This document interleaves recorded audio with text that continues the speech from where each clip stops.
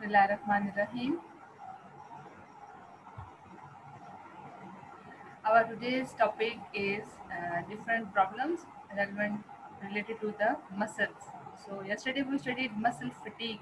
ठीक है, muscle fatigue हमने चेक किया था कि due to non availability of ATPs कंट्रक्चर जो स्टेट है कॉन्टिन्यूस कॉन्ट्रैक्शन वो जारी रहता है क्योंकि जो हमारे क्रॉस ब्रिजेस बने हुए हैं between myosin and filament myosin and actin वो कॉन्टिन्यूस रहते हैं। ठीक है, आपने कल के लेक्चर में आप चीज़ नोट कर लीजिएगा कि जो मसल फटीग में जो प्रॉब्लम रहती है कि इस तरह से जो बॉन्डिंग बन जाती है। देखिए नॉर्मल रिलैक्स पोजीशन में फिलामेंट ये सेपरेट रहते हैं। ठीक है, ये हमारे पास एक्टिन है और ये हमारे पास मायोसिन है। तो और ये जब इनके आपस में कॉन्ट्रैक्ट आपस में स्लाइड पास कर जाते हैं। ठीक है, इन द स्टेट ऑफ ये देख लें कॉन्ट्रैक्शन स्टेट में, तो ये जब एटीपी नहीं होगा तो ये आपस में ऐसे रहेंगे और ये मायोसिन और एक्टिन कनेक्टेड रहेंगे और ये ओपन नहीं हो सकते। ठीक है, तो जिसकी वजह से फटीग का जो इशू है क्योंकि वहाँ पर फिर एक्यूमुलेशन हो जाती है लैक्टिक एसिड की due to anaerobic breakdown of glucose. ठीक है, एंड आयनिक इम्बैलेंस भी हो जाता है, muscle pH drop, muscle aches, pain. अच्छा, आज हमने एक बड़ा इंपॉर्टेंट टर्म स्टडी करनी है, टेटने, क्रैम्प एंड टेटनस। ये अक्सर एग्जाम में डिफरेंस आ जाता है, डिफरेंशिएट बिटवीन टेटने एंड टेटनस। ठीक है, या फिर आ जाता है व्हाट इज क्रैम्प। टेटने क्या चीज़ है, सबसे पहले ये ध्यान में रखना है कि it is caused bye low calcium in the blood. सही। अब क्या होता है कि कैल्शियम जैसे ही लो होगी तो क्या होगा कि due to certain other reasons neurons, हम सबको पता है कि हमारी बॉडी में जो नर्वस सिस्टम है, ठीक है, brain, spinal cord, spinal cord से रिलेटेड बॉडी में मूव करने वाली डिफरेंट नर्व्स। ठीक है, अब ये नर्व्स पूरी बॉडी में जा रही हैं, फिर हमारी ये न्यूरॉन्स कुछ सेंसरी हैं, कुछ हमारे पास मोटर हैं और कुछ हमारे स्पाइनल कॉर्ड में ही ब्रेन में ही एसोसिएटिव, ये हम पढ़ेंगे इंशाल्लाह। तो ये जो हमारे सेंसरी न्यूरॉन्स हैं और मोटर न्यूरॉन्स, इस तरह के न्यूरॉन्स हैं, इनकी एक्साइटेबिलिटी से सारे सेंसेशन फीलिंग होती है और उसके रिजल्ट में आगे आंसर आता है। तो मूव टू वॉक मतलब कुछ भी करना है तो वो हमारे न्यूरॉन्स की सेंसेशन और फिर उसके अगले रिजल्ट में होता है। तो क्या होता है कि टेटने की वजह से इन न्यूरॉन्स की एक्साइटेबिलिटी बढ़ जाती है और रिजल्ट में आता है लॉस ऑफ सेंसेशन। जाहिर है कि एक चीज़ जब बार बार फील हो रही है तो उसके बाद ब्रेन उसको रिस्पॉन्स करना छोड़ देगा। ठीक है, तो it will result in loss of sensation के वो फिर वो सेंसेशन कम होना शुरू होगा। मसल ट्विच, मसल ऐसे ना मुड़ से जाते हैं and convulsions occur. If untreated, the system progresses to spasm of the larynx, respiratory paralysis, and ultimately death occurs. ठीक है, लैरिंक्स, फेरिंक्स, ट्रेकिया, ये हमारा सारा जो सिस्टम है, हमारा रेस्पिरेटरी सिस्टम है, ये उसका हिस्सा है। स्पास, उसमें भी रुकावट आ जाना एक तरह से, और रेस्पिरेटरी पैरालिसिस और जो सांस लेने का अमल रुक सकता है और अल्टीमेटली डेथ एंड। ये तो हमने देखा टेट में। अब हम इसी के अल्टरनेट देखते हैं कि व्हाट इज टेटनस। टेटनस आपने अक्सर ये वर्ड सुना होगा विद द लॉक जॉ, कि इसके रिजल्ट टेटनस में क्या हो जाता है कि ये जो जॉ वाला एरिया है ये पकड़ जाता है, फिक्स हो जाता है।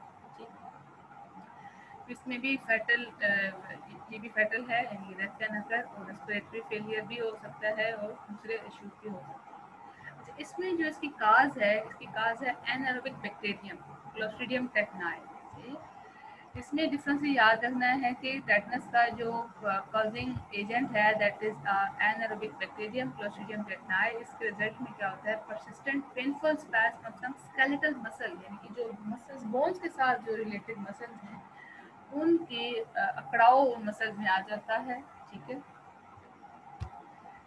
टेटनस में यही होता है कि एनारोबिक बैक्टीरियम जो कि हमारा है क्लोस्ट्रीडियम टेटनाई, इसके रिजल्ट में क्या होता है कि स्केलेटल मसल्स में अकड़ाव आ जाता है। Typically begins gradually with the stiff. जब शुरू कैसे होता है, आहिस्ता आहिस्ता से जा, जो ये हमारा माउथ का जो ये हमारा जबड़ा है, ठीक है, इसमें और नेक मसल्स में अकड़ाव होना शुरू हो जाता है। And it progresses to the fixed rigidity of the jaw, और आहिस्ता आहिस्ता जॉ एक ही जगह पर फिक्स होना शुरू हो जाता है, जिसको कहते हैं lock jaw. And spasm of trunk and limb muscles. Trunk होता है एरिया जो हमारा ये सारा चेस्ट से निचला वाला, वो वाला सारा एरिया है ट्रंक वाला, और लिम्ब यानी कि हमारे फोर लिम्स और हाइंड लिम्ब यानी कि लेग की muscle usually fatal due to respiratory failure. Though rare in developed countries, the tetanus is the major killer in developing countries where the mortality rate is 40%. अच्छा, अब मैं आपसे इनकी diagram share करती हूँ कि कैसे क्या होता है। टेटनी की डायग्राम्स क्या है ये देख लें। ये इरेक्टेबिलिटी ऑफ न्यूरॉन, और ये जैसे ना हमने पढ़ा ना कि एक्साइटेबिलिटी की वजह से फिर फीलिंग का सेंस थोड़ा हो जाना, और फिर ये स्पास्म यानी कि मसल्स में अकड़ाव। सही है।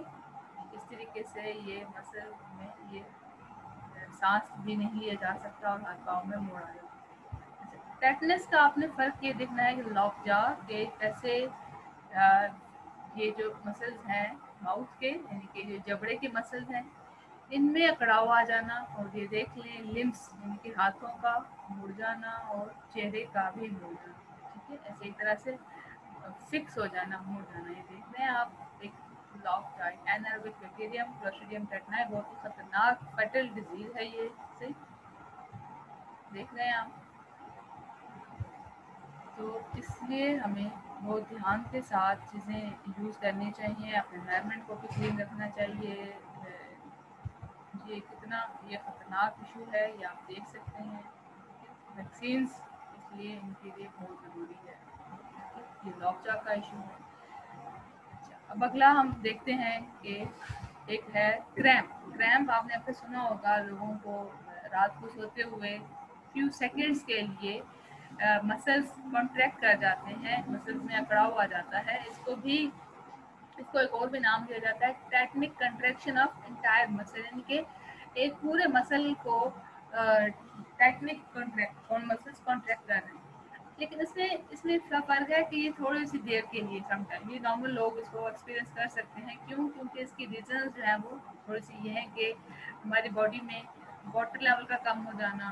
ठीक है, फिर उसके बाद हमारी शुगर लेवल कम हो जाना, और इलेक्ट्रोलाइट डिप्लीशन, मतलब ये जो मतलब यही कोई बात है ना। इलेक्ट्रोलाइट से आपने पढ़ा हुआ है कि जो बैटरी में लिक्विड होता है दैट इज कॉल्ड इलेक्ट्रोलाइट, जो सेलुलर लिक्विड होता है that is called electrolyte. Depletion की कमी, डिहाइड्रेशन, पानी की कमी हो जाए तो ये क्या होता है कि मसल जो है it become taught and painful. Muscle अकड़ जाता है, दर्द दर्द होता है। इसमें कॉमनली होता है thigh and hip muscle, usually occurs at the night और आफ्टर एक्सरसाइज। क्यों? क्योंकि इसमें प्रॉब्लम ये होती है, रीज़न ये होती है कि low blood sugar level, electrolyte depletion, dehydration and irritability of spinal cord and neuron. So this is cramp. तो टेटने और क्रैम्प में भी फर्क पूछा जा सकता है। Tetany it is due to low calcium in the blood, ये ध्यान में रखना है। ठीक है, रेस्पिरेटरी इशू से ज़्यादा हो सकता है। और जो क्रैम्प है ये क्रैम्प ये थोड़ा सा एक कॉमन प्रॉब्लम है, और ये due to electrolyte depletion, water dehydration, और उसके बाद low blood glucose level, low blood sugar level की वजह से हो सकता है। इसके अगर पेशेंट्स हम देखें तो ऑलमोस्ट आपको टेक्निक की तरह के ही नज़र आते हैं। ठीक है, ये देख लें, जैसे ये टांगों के मसल्स हैं, ये पाँव के। ठीक है, ये कुछ देर के लिए, ये फ्यू सेकंड्स के लिए ये मसल्स अकड़ जाते हैं। ये कॉन्ट्रैक्शन यानी कि मसल कॉन्ट्रैक्ट रहता है। ये देखिए ये ऐसे भी समटाइम कि मसल अपनी कॉन्ट्रैक्शन की पोजीशन में ही रहता है। ये देखिए, ठीक है, मसल अपनी कॉन्ट्रैक्शन ही की पोजीशन में कॉन्टिन्यूसली फिक्स रहता है। आज फिर हमने इसके बाद कुछ टर्म्स हमने स्टडी करनी है। कुछ ऑलरेडी हम देख चुके हैं। ओरिजिन, इंसर्शन क्या है, टेंडेंस क्या है, लिगामेंट्स क्या है। यहाँ ये कंप्लीट डेफिनेशन की फॉर्म में arrangements of skeletal muscles for the movement of skeleton. Skeleton की मूवमेंट के लिए मसल्स किस तरह से अरेंज हैं। Skeletal muscle has three points: origin, insertion and the belly. Origin क्या है? Is the end of the muscles which remain fixed when muscle contract. जैसे ही मसल की मूवमेंट होती है in the contraction and relaxation, एक area के जो अपनी जगह पर फिक्स रहता है, लेकिन एक फिक्स रहता है, एक मूव करता है, क्योंकि वो बोन के साथ मूव करता है। जो फिक्स रहता है दैट इज कॉल्ड ओरिजिन। ठीक है, insertion is the end the muscle that moves the bone, insertion जो मूव करता है, and belly is the part between origin and insertion which contact, और जो दोनों के दरमियान का एरिया है दैट इज कॉल्ड बेली। चलिए देखते हैं। अब ये वाला जो मसल है ये इसका ये वाला ओरिजिन है, ये वाला इंसर्शन है, और दरमियान वाला जो एरिया है दैट इज कॉल्ड बेली। ठीक है, अब कनेक्टिव टिश्यूज पीछे हमने ये भी स्टडी किया, टेंडन और लिगामेंट्स। टेंडन क्या है, लिगामेंट्स क्या होते हैं, we have already studied this thing कि टेंडन जो they attach muscles to the bone and are non-elastic, और ligaments क्या हैं, they attach bone to bone and are highly elastic। Connective tissues की टाइप है ये। कनेक्टिव टिश्यूज दो तरह से डिफ्रेंशिएट कर जाते हैं, इनकी स्ट्रक्चर में और फंक्शन में थोड़ा सा फर्क हो गया। लिगामेंट जो है दे आर स्लाइटली इलास्टिक, थोड़े से मूव कर इलास्टिसिटी इसमें है, and they attach bone to the bone. और जो टेंडन्स हैं they attach muscle to the bones. ठीक है, अब जो नेक्स्ट टॉपिक है that is movement of the bones, bone कैसे मूव करते हैं। ठीक है, ये एक थोड़ा सा जनरल एक इसका मैकेनिज्म है, हमने ऑलरेडी इसके हवाले से थोड़ा स्टडी किया था। Antagonistic relationship that is called, जिसमें हमारे मसल्स, जो पेयर ऑफ मसल्स हैं they associate with each other for the movement of the bone. अच्छा, कुछ मल्टीपल चॉइस के हवाले से इसमें इंपॉर्टेंट बातें हैं। मेजॉरिटी ऑफ द मसल हमारी बॉडी में कौन से हैं, they are skeletal muscle. Skeletal muscles कैसे हेल्प करते हैं इन द मूवमेंट, ये क्या करते हैं, देखें कि हमारे मसल और बोन अटैच्ड हैं with the help of tendon.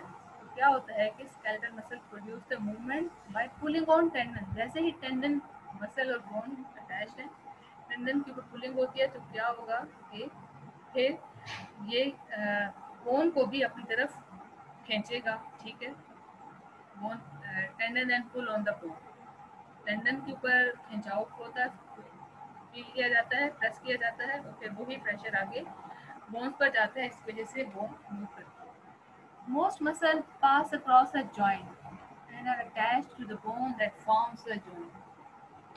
Muscles क्या कर रहे हैं कि जॉइंट के पास से पास कर रहे हैं, मूव कर रहे हैं, and are attached to the bone, और फिर जॉइंट पर जाकर बोन से अटैच हो जाते हैं। When such muscle contract it draw one bone toward और away from the bone with which it articulates. Joint आपको पता है एक से दो, दो से ज़्यादा बोन अटैच होती है। जब ऐसे जॉइंट्स के पास जब मसल कॉन्ट्रैक्ट करते हैं तो क्या करते हैं कि एक बोन को टुवर्ड और अवे फ्रॉम द बोन, यानी कि जो जॉइंट में बोन अटैच्ड है उसमें किसी न किसी बोन को ये टुवर्ड और अवे फ्रॉम द जॉइंट उसको मूव करना है।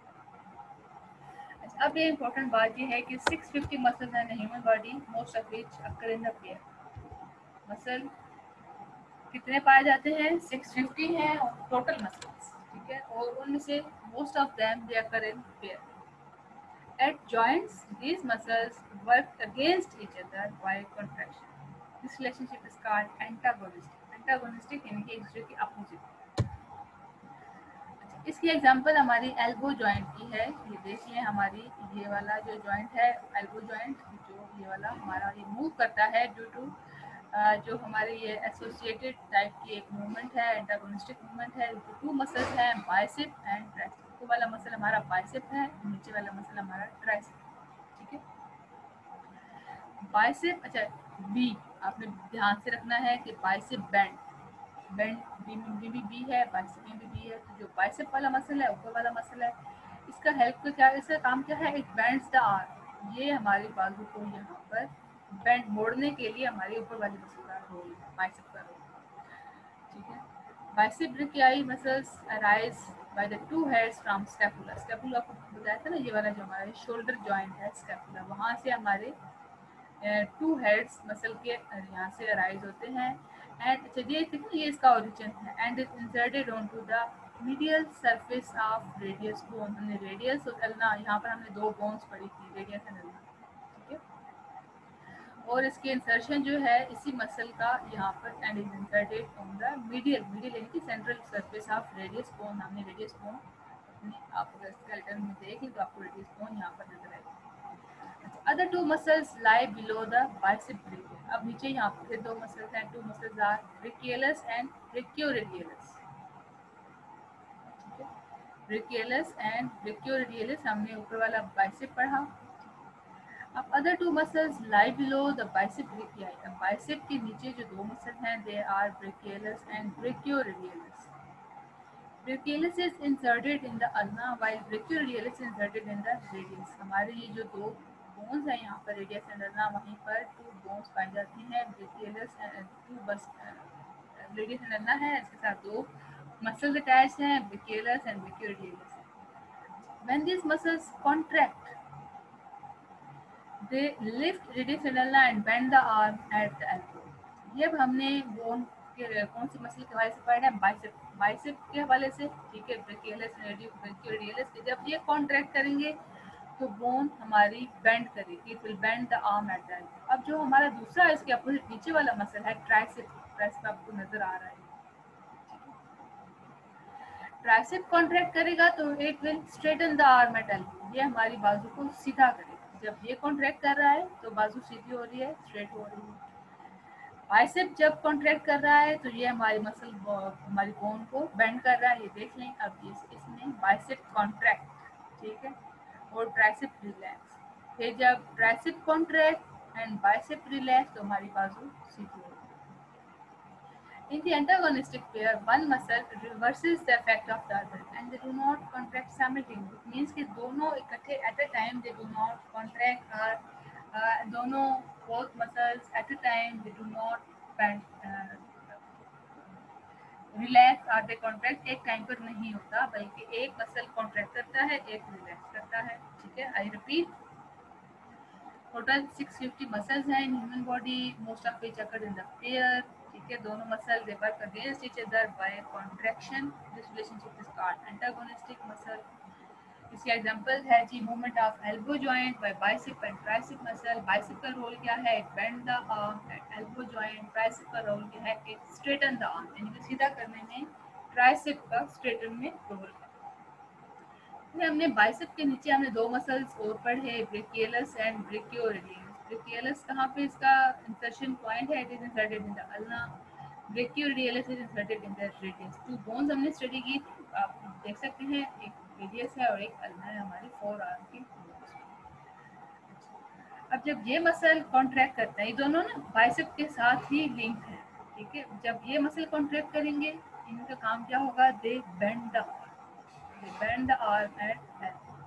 अब जब हमने ट्राइसेप मसल की बात की, जब ट्राइसेप मसल कॉन्ट्रैक्ट करेगा it will straighten the arm. बाजू सीधी हो जाएगी, बाजू सीधी हो जाएगी. तो बाइसेप का रोल क्या है? बाइसेप जब कॉन्ट्रैक्ट करता है, ये देख लें इस डायग्राम में है, जब बाइसेप कॉन्ट्रैक्ट कर रहा है तो बाजू बेंड, आर्म इज बेंड. ठीक है. बोन हमारी बेंड हो रही है, आर्म हमारी बेंड हो रही है.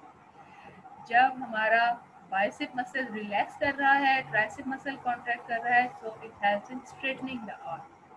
So this all happens in a reverse order. ठीक है. And they do not contract simultaneously. इकट्ठे contract नहीं करते, ना ही इकट्ठे relax करते हैं, बल्कि each one at a time either contract or relax. So this was all about the antagonistic movement of bones and elbows. Tomorrow inshallah we will start our next. Okay students, Allah Hafiz.